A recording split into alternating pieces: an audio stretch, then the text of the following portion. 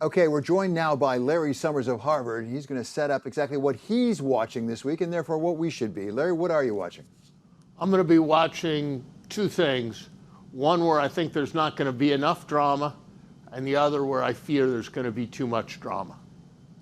It's the annual IMF World Bank meetings when all the world's central bankers and all the world's finance ministers are coming together.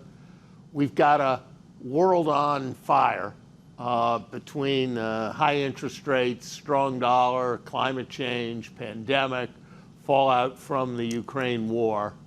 And my fear is that we're going to see some working groups formed and some communiques agreed, but we're not actually going to see anything that's going to ease the pain for the tens of millions of people who are suffering from what the historian Adam Tooze has called the polycrisis. And I think that's going to be a real opportunity lost. I hope that I'll be surprised and there will be very strong calls, particularly for the international financial institutions, the IMF and the World Bank, to greatly step up their support for emerging market crises in the short run and for global public goods like pandemic prevention and climate change in the medium run. It's something that's essential. It's a huge opportunity for the American administration to provide global leadership.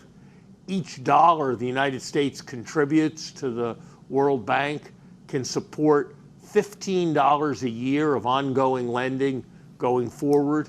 So it's the most generous thing that levered, effectively thing we can do to support the international community. But so far, I would say the momentum has been pretty limited, and that's a disappointment. So I'd like to see more drama there. At the end of the week, the British have said they're going to stop buying gilts. They're going to stop buying their long-term bonds.